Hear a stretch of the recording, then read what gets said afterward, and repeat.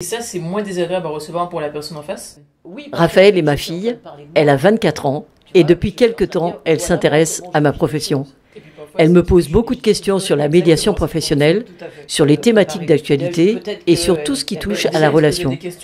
J'ai eu envie de vous partager nos échanges. Est-ce que je suis assez motivée pour le faire ou pas? Je dirais que lui dire merci, c'est le minimum. Tu sais, je te demandais la dernière fois si le conflit est vraiment une fatalité, comme certaines personnes le disent. Parce que j'entends beaucoup dire que le conflit est sain, il est nécessaire, il aide à résoudre des problèmes en fait qui n'auraient pas surgi en dehors du conflit. Mais est-ce que c'est vrai ça? Oui, c'est l'idée qu'en fait, il ne serait pas possible de vivre une vie sans conflit. Parce que dès lors qu'il y a deux personnes, eh bien, il y aurait un risque dans cette relation parce que tu vois, si entre ces deux personnes, il y a des idées, des opinions, des attentes, des besoins qui s'opposent, cela développerait une dynamique conflictuelle. Et puis, comme tu le soulignes, on entend régulièrement que le conflit est sain, que c'est un moyen pour renforcer les relations, que même le conflit, c'est constructif et nécessaire parce que ça permet de clarifier les besoins des uns et des autres.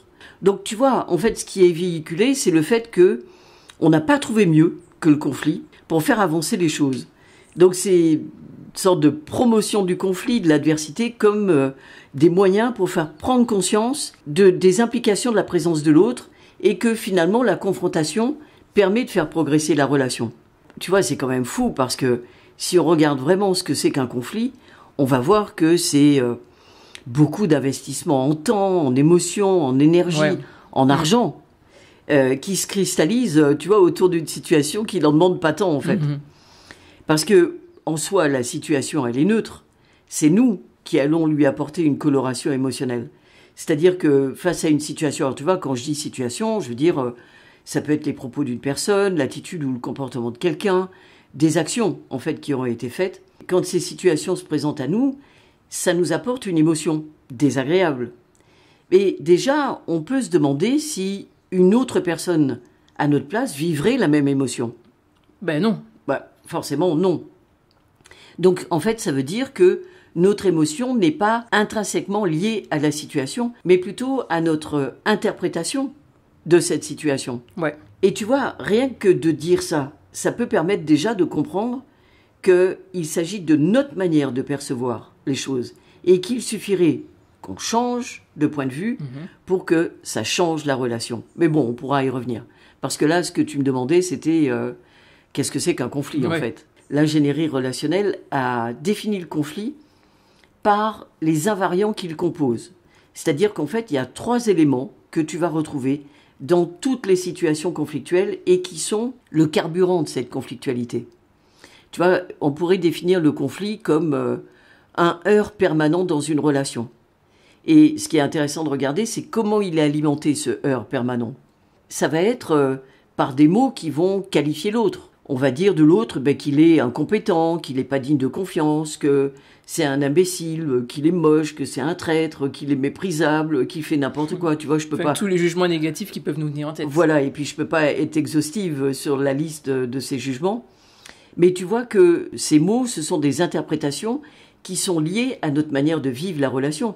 Parce que quelqu'un d'autre pourrait dire, au sujet de la même personne, « Oh ben non, moi je la vois pas du tout comme ça. » En fait, c'est une question de perception. Alors que pourtant, au moment où on le dit, on y croit dur comme fer que c'est la réalité. Oui, c'est-à-dire qu'on peut faire de la confusion, tu vois, à certains moments et prendre pour des faits des choses qui ne sont que notre vérité.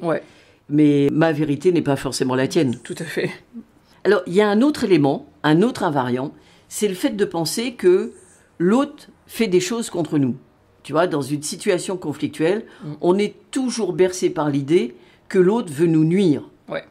On pense que l'autre élabore des stratégies pour nous causer du tort, qu'il a des intentions malveillantes. Ce deuxième élément, c'est le prêt d'intention négative. Ah oui, tu avais parlé de ton intervention justement dans une entreprise quand on évoquait les limites de la bienveillance auprès de Paul et Marie, je crois. Oui, c'est ça. Et quand Marie avait traité les dossiers de Paul, il avait pensé qu'elle l'avait fait contre lui et pour obtenir les faveurs de sa direction. Donc là, on peut dire qu'il lui avait prêté une attention. Oui, c'est-à-dire que il s'est mis en fait dans la tête de Marie, tu vois, comme si c'était possible. Et il imagine qu'elle a élaboré une stratégie pour lui causer du tort en manipulant les dossiers. Ça, c'est ce que lui imagine. C'est la pensée qu'il lui prête. Et justement, ce qu'on avait vu, c'est que c'était pas du tout ça, finalement. Parce que Marie l'avait fait en pensant rendre service à Paul. Oui, tout à fait. Tu te souviens quand on a parlé de « avec tout ce que j'ai fait pour toi ». Ouais. On a vu ça. C'est lorsque l'on fait des choses, on les fait toujours par rapport à nous-mêmes. Et en fait, on a toujours vis-à-vis de nous-mêmes de bonnes intentions. Voilà, donc ça c'était pour Paul et Marie. Et puis il y a le troisième élément. Le troisième élément, c'est la contrainte. C'est-à-dire que dans une situation conflictuelle, et je te dirais même en dehors d'ailleurs, nous pensons toujours que notre point de vue, c'est le meilleur. Oui, c'est vrai ça. Que la solution qu'on envisage, eh bien, c'est la plus appropriée à la situation qui se présente.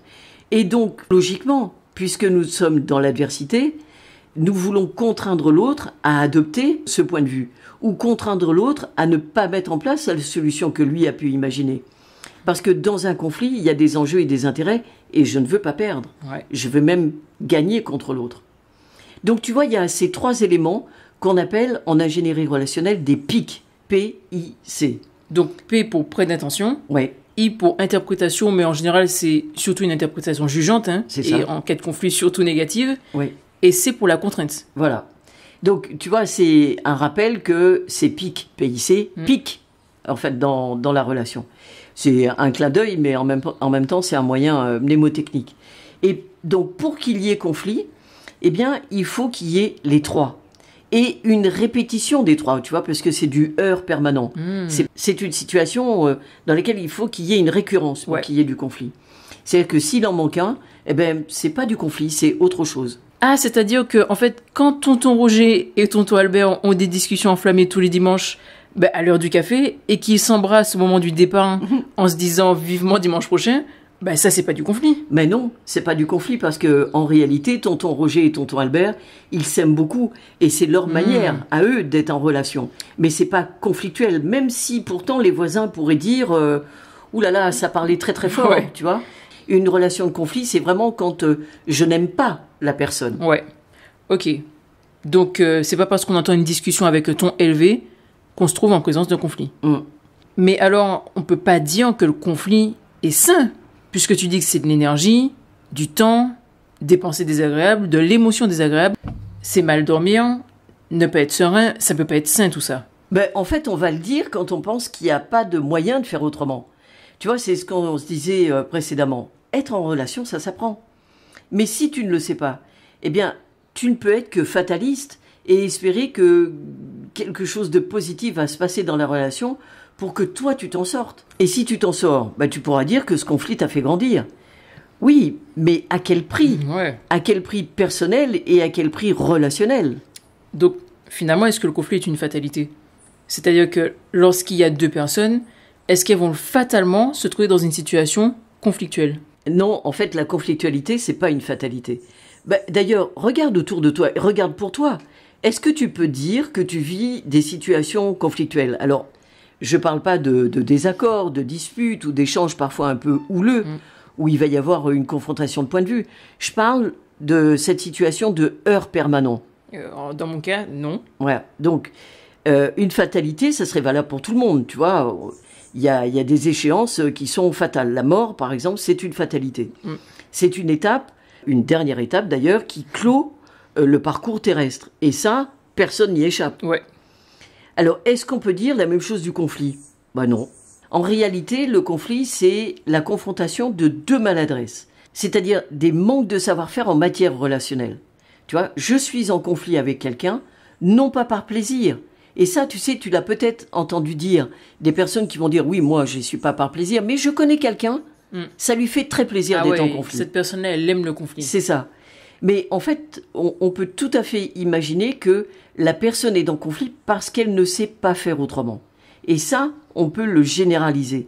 Les personnes sont en conflit parce qu'elles ne savent pas faire autrement. Mais évidemment, si elles apprennent à identifier les éléments du conflit, à identifier les comportements, les attitudes, les propos qui mènent à de la conflictualité, et dans le même temps qu'elles acquièrent des compétences relationnelles, eh bien, elles sortent complètement de ce fatalisme pour devenir actrices de leur communication et de la qualité de leur relation. Tu vois, c'est quelque chose qui s'apprend. Donc en fait, il faut être plus tolérant envers les autres pour pouvoir éviter les conflits. Bah, évidemment, quand je t'entends dire qu'il faudrait plus de tolérance, là, je me dis, tu vois, on a un sujet pour la semaine prochaine. Ah ouais? Oui, parce que je ne suis pas sûre, et tu vois, quand je dis je ne suis pas sûre... Ouais, en fait, t'es certaine. Voilà, je suis certaine que la tolérance, c'est vraiment pas la posture à valoriser pour aller sur le chemin de compétences relationnelles et de qualité relationnelle. Ok, j'ai hâte d'en savoir plus alors.